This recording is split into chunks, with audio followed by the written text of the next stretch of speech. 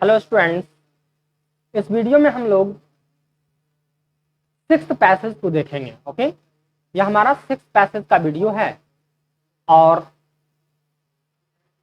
आप सबसे पहले इस पैसेज को पढ़ें, इसके क्वेश्चंस को पढ़ें और खुद से करने का प्रयास करें। चलिए, तो ये फर्स्ट पेज है हमारे पैसेज का। वीडियो पॉज करके इसे अच्छे से पढ़ लें। यह सेकेंड पेज है और लास्ट पेज है यह, बस यहीं तक यह पैसेज है हमारा, छोटा सा पैसेज है ये। अब देखिए क्वेश्चन नंबर 1 है यह हमारा।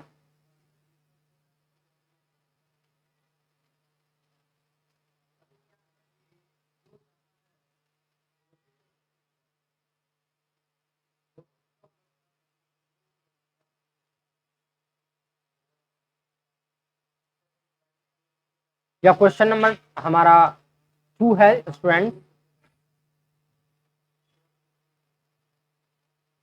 क्वेश्चन नंबर 3 यह है।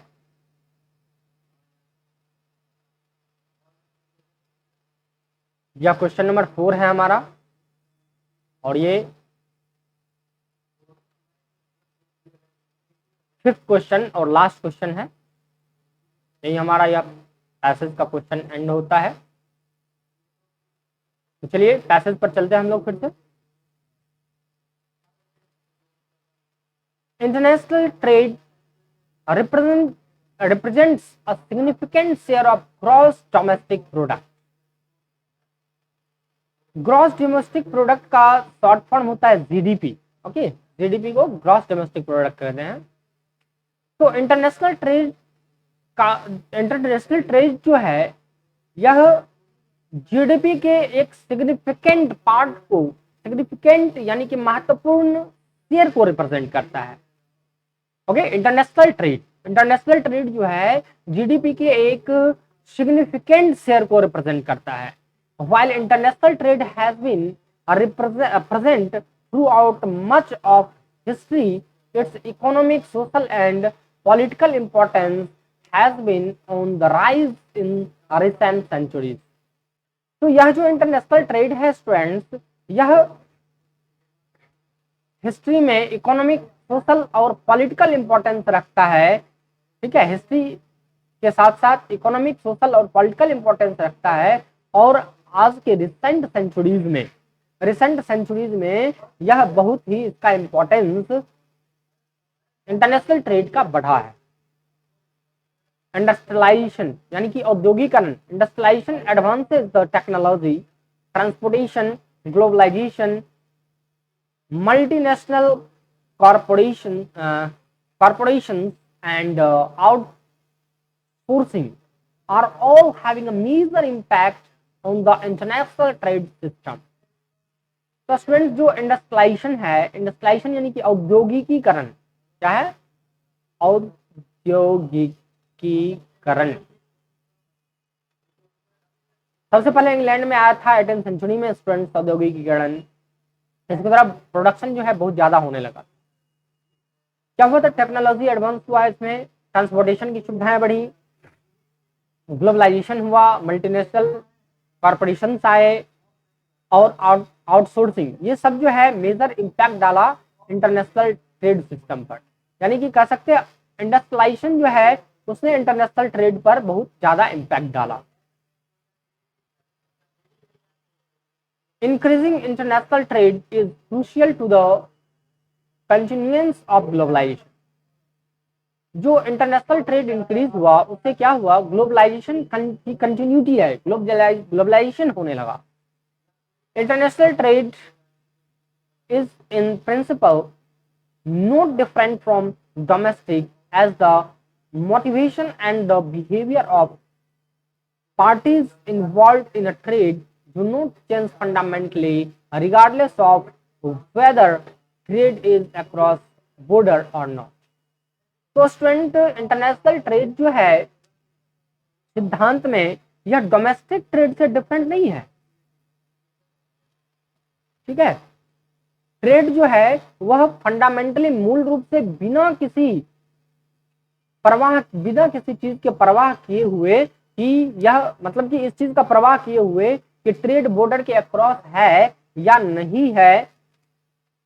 ठीक है, यह मोटिवेशन प्रोवाइड करता है। ठीक है, तो नेक्स्ट है हमारा, नेक्स्ट पार्ट है इस पैसेज का, the main difference is that international trade is typically more costly than domestic. तो मेन डिफरेंस यह है कि इंटरनेशनल ट्रेड जो है यह डोमेस्टिक ट्रेड से साधारणतया, टिपिकली मीन्स होता है साधारणतया। ठीक है, तो जो इंटरनेशनल ट्रेड है वह जनरली क्या है, यह डोमेस्टिक ट्रेड से कॉस्टली है, ऐसा माना जाता है।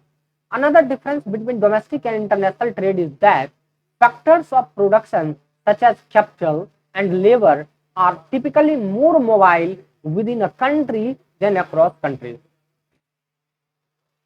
और दूसरा डिफरेंस जो है डोमेस्टिक और इंटरनेशनल ट्रेड में स्टूडेंट्स, वो है कि प्रोडक्शन के जो फैक्टर्स हैं, प्रोडक्शन के क्या क्या फैक्टर्स हैं, कैपिटल और लेबर, यह दो प्रोडक्शन के फैक्टर हैं। यह जनरली क्या होता है, ज्यादा मोबाइल होता है, मूवेबल होता है एक कंट्री के अंदर अक्रॉस द कंट्रीज की अपेक्षा। दो कंट्री के बीच जो ये मूवेबल होगा उसकी अपेक्षा कंट्री के अंदर यह ज्यादा मोबाइल होता है। क्या चीज, कैपिटल और लेबर। ओके, तो चलिए ये पैसेज कंप्लीट हुआ हमारा। आई होप आपको पैसेज समझ में आई होगी। चलिए देखते हैं स्टूडेंट्स अब हम क्वेश्चन को। तो फर्स्ट क्वेश्चन है हमारा, Which one of the following has a major impact on the international trade? इनमें से किसका इंटरनेशनल ट्रेड में किसका बहुत ज्यादा इंपॉर्टेंस है, किसका contribution to GDP, industrialisation, outsourcing, domestic trade. इन सबों में, इन चारों ऑप्शन में कौन ज्यादा इंपैक्ट डालता है इंटरनेशनल ट्रेड पर? तो स्टूडेंट्स इनमें अभी अभी हमने देखा कि इंडस्ट्रियलाइजेशन और आउटसोर्सिंग। सबसे पहले तो इंडस्ट्रियलाइजेशन, यहां देख सकते हैं, यहां पर इंडस्ट्रियलाइजेशन नहीं, इंडस्ट्रियलाइजेशन ज्यादा इंपैक्ट डालता है, और इसी में आता है आउटसोर्सिंग नहीं, इंडस्ट्रियलाइजेशन एंड आउटसोर्सिंग, यह दोनों जो है बहुत इंपैक्ट डालता है इंटरनेशनल ट्रेड पर। तो हमारा आंसर जो है यह दोनों करेक्ट हो सकता है स्टूडेंट। ठीक है, तो ए और बी यहां पर दोनों ही ऑप्शन जो है करेक्ट होंगे। ठीक है, तो ध्यान रखना है यहां पर, तो इसकी जगह पर कोई और ऑप्शन एग्जाम में दिया रहेगा। चलिए नेक्स्ट क्वेश्चन देखते हैं।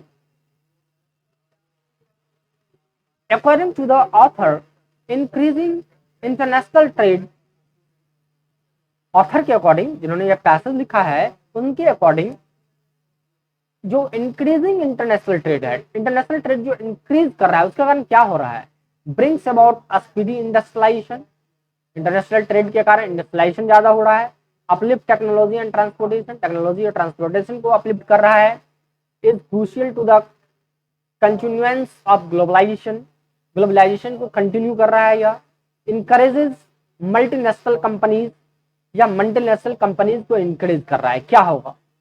तो स्टूडेंट्स इनमें हमने अभी पढ़ा है कि यह जो है इंटरनेशनल ट्रेड जो है उसके कारण ग्लोबलाइजेशन बहुत अधिक बढ़ रहा है। यहां देखिए आप स्टूडेंट्स, यहां लिखा हुआ है हमारा, यहां पर international trade is crucial to the continuance of globalisation. तो इंटरनेशनल ट्रेड जो है यह ग्लोबलाइजेशन की कंटिन्यूटी में नहीं हेल्प करता है। ओके, तो हमारा आंसर सही क्या होगा इसमें स्टूडेंट? करेक्ट आंसर हमारा ऑप्शन नंबर सी है इसका। चलिए नेक्स्ट देखते हैं हम। थर्ड क्वेश्चन है हमारा, what is the main difference between international and domestic trade? International domestic trade में क्या डिफरेंस है?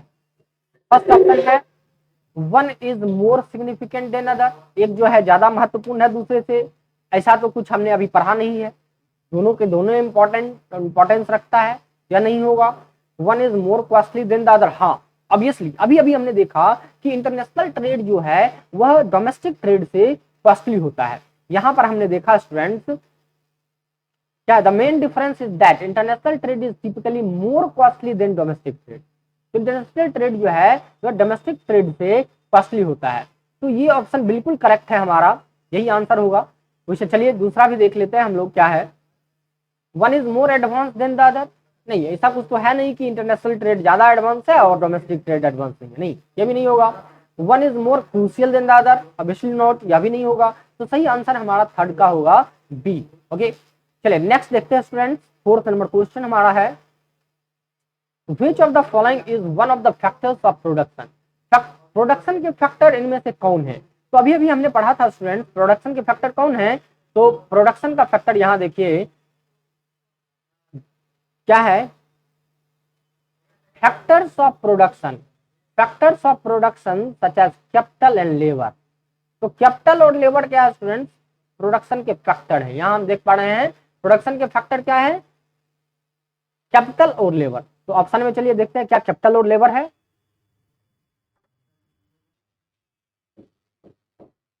Hello students, sorry for inconvenience. Okay students, light problem के कारण इस तरह से हो रहा है, तो चलिए हम लोग कंटिन्यू करते हैं इसे। तो क्या है जो फैक्टर ऑफ प्रोडक्शन है, यह क्या है स्टूडेंट्स, फैक्टर ऑफ प्रोडक्शन अभी हमने पढ़ा है कि यह